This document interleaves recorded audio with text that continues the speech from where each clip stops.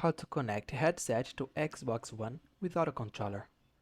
Hi there, welcome back to the channel.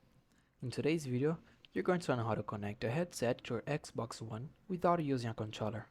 Whether you're missing your controller or just want a wireless setup, this quick guide will help you out. Method 1. Using an Xbox wireless headset. Let's start with the easiest and most reliable method, using a headset that supports Xbox Wireless. 1. Turn on your Xbox One console.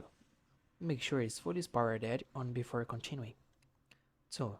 Power on your Xbox wireless headset.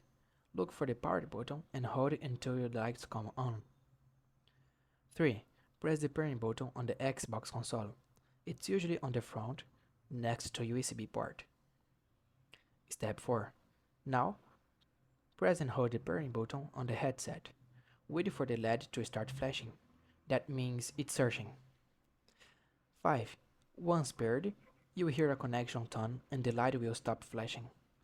You're now ready to chat and hear a game audio. No controller needed. Method 2. Using the Xbox app with your phone.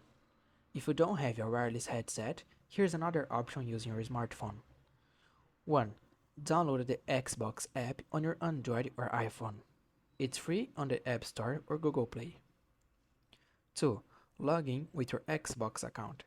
Use the same account as your Xbox One. 3. Plug your headset into your phone. It can be wired or Bluetooth, whichever you prefer. Step 4. Open the app and join or start a party chat. Now you can talk to your friends while playing on Xbox, without a controller.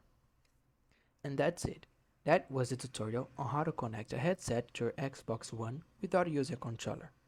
If you found this tutorial helpful, please don't forget to like the video and subscribe to the channel for more tips like this. Thanks for watching, see you in the next one.